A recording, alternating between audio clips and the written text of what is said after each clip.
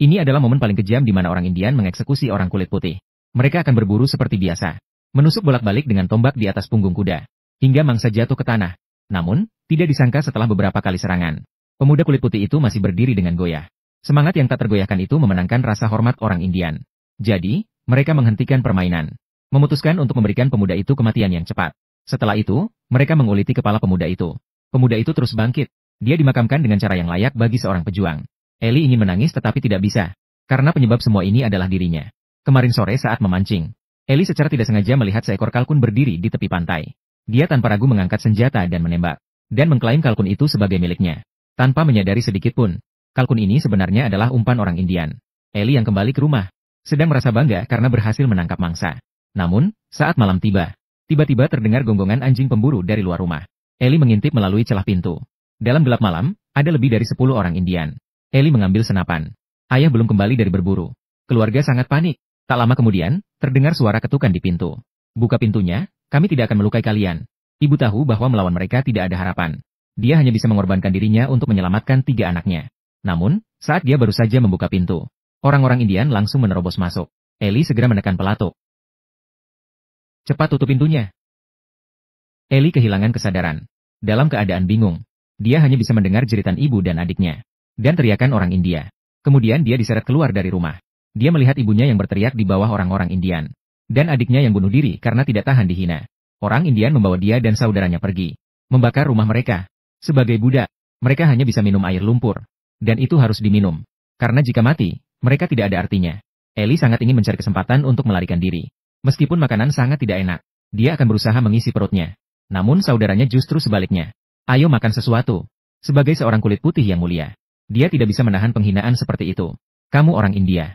Waktu kalian sudah tidak banyak, hari kiamat akan segera tiba. Ingat apa yang saya katakan hari ini. Dia sengaja memprovokasi orang Indian. Akhirnya seperti yang dia inginkan. Orang India membantunya. Dia ditusuk berulang kali. Dan dia bangkit lagi dan lagi dengan kuat. Tombak tidak bisa menghancurkannya. Orang Indian mengeluarkan kapak perang. Satu tebasan memecahkan dagunya.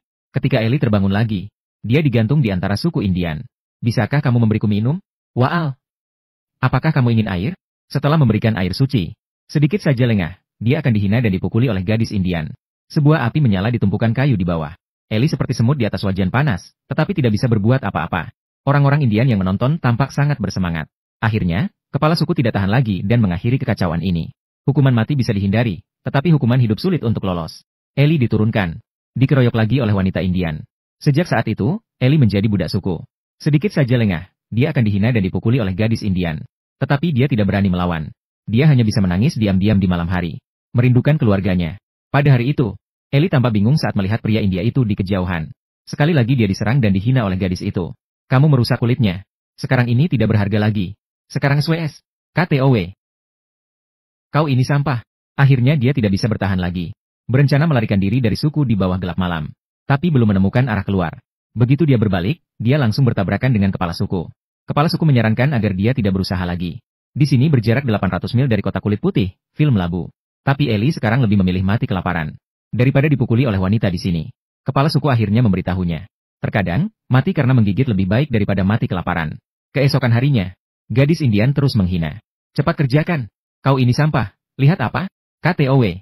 Hari ini. Kali ini Ellie memutuskan untuk tidak bertahan lagi. Keduanya segera bergumul.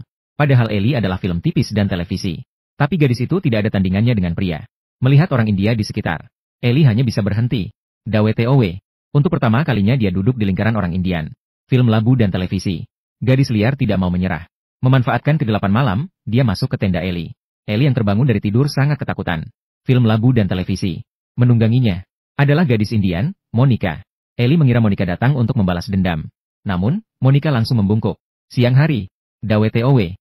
Ellie masih menjadi budak yang dihina. Tidak tahan lagi, dia akhirnya memilih untuk melawan. Namun, justru pukulan ini sepenuhnya membuat Monica tak berdaya. Kekuatan pemujaan orang India.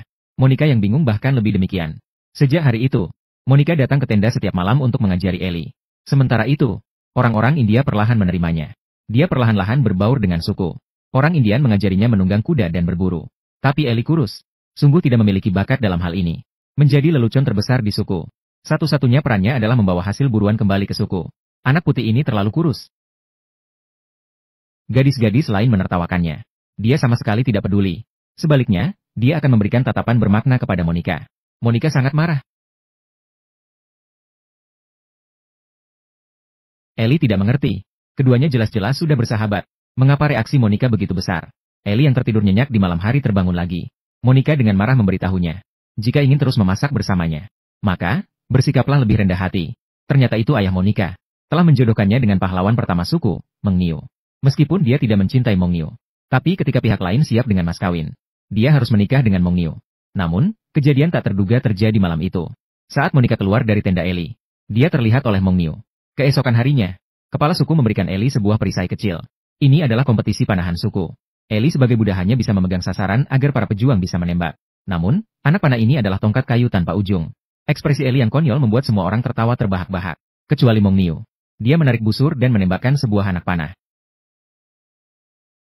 Ini ada ujung panahnya. Maaf. Ellie dengan marah berlari menuju Meng Niu. Tapi Meng Niu adalah pejuang terkuat suku. Seandainya kepala suku tidak menghentikannya, diperkirakan hari ini dia akan dibunuh oleh Meng Niu. Kepala suku memberitahunya. Buddha tidak boleh melawan di suku. Kecuali dia bisa menjadi orang Comanche. Kapan saya bisa menjadi Comanche? Kepala suku tidak berbicara dan berbalik pergi. Mons dalam penangkapan sekejap. Ellie sudah ditangkap selama 4 bulan. Pada hari itu mereka pergi berburu.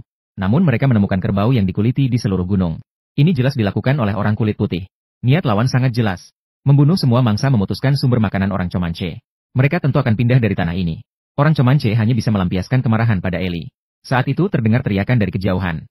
Mereka terjebak dalam penyergapan pasukan berkuda. VGI, Atai. Senjata pasukan berkuda sangat maju. Sekali serang langsung memecah formasi orang Indian. Menghadapi ketertinggalan film dan televisi, orang kulit putih akan dengan senang hati menembak mereka. Bulan ke-6 Ellie ditangkap.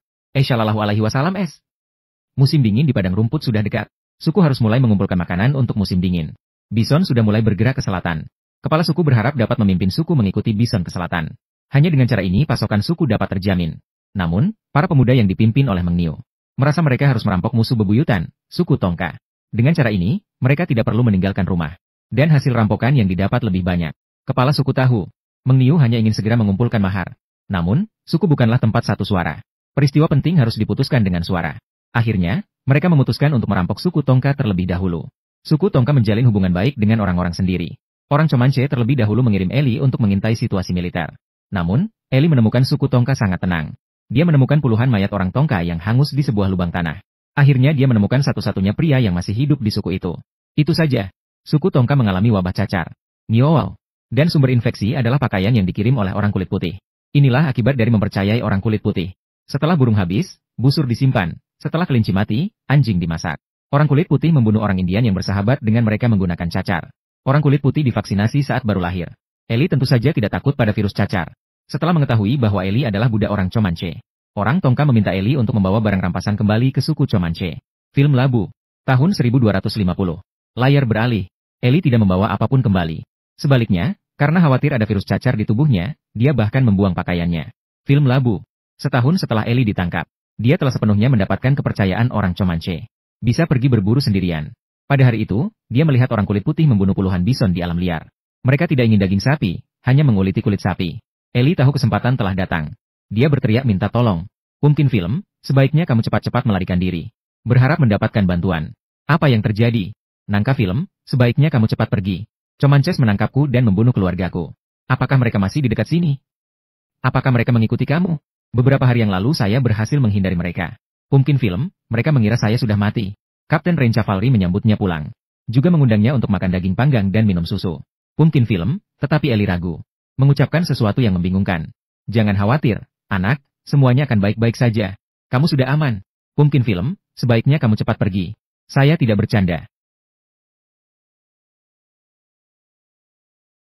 Prajurit Comanche melesat keluar dari hutan. Senjata kavaleri kita meskipun canggih, tetapi hanya cocok untuk pertempuran posisi. Setelah orang Indian menyerbu ke dalam camp dengan kuda, itu menjadi medan pertempuran jarak dekat bagi orang Indian. Kaum Comanche meraih kemenangan besar, mengumpulkan banyak rampasan, menangkap kapten dan seorang gadis. Meng Niu memberikan gadis itu kepada ayah Monica. Tentu saja, ini juga merupakan bagian dari mas kawin untuk menikahi Monica. Tanpa Ellie, suku tidak mungkin meraih kemenangan besar kali ini. Kepala suku memberikan kapak Comanche kepada Ellie. Dan pada saat itu Ellie kebetulan melihat beberapa orang Comanche di kejauhan. sedang memotong tangan dan kaki kapten kita. Ellie berbalik dan masuk ke dalam tenda. Di sini, warna kulit yang sama selalu membuat orang merasa lebih aman. Gadis itu bernama Ingrid. Dia adalah seorang Jerman. Setahun yang lalu, keluarga itu melarikan diri ke Amerika. Ternyata bertemu dengan orang Apache. Selain dia yang ditangkap, seluruh keluarganya dibunuh oleh orang Apache. Beberapa waktu lalu, pasukan berkuda bertemu dengan orang Apache. Membawanya kembali dengan tebusan.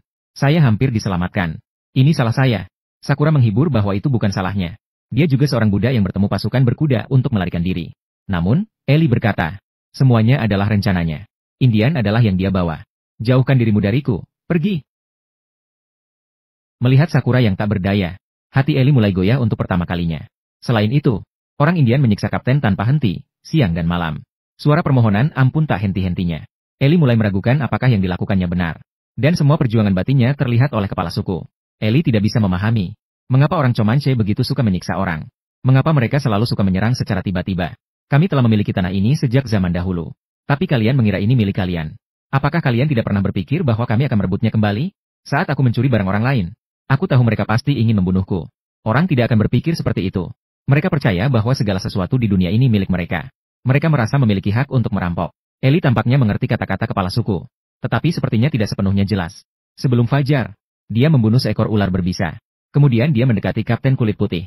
Segera berlalu, dia memeras racun ke dalam tubuh Kapten Kulit Putih. Kapten Kulit Putih itu mati. Sakura yang ditangkap bersamanya juga memilih untuk bunuh diri. Hen juga memilih untuk bunuh diri. Gadis berbeda dari anak laki-laki. Dia akan menghadapi lebih banyak penghinaan dan siksaan. Suatu hari nanti aku akan hamil.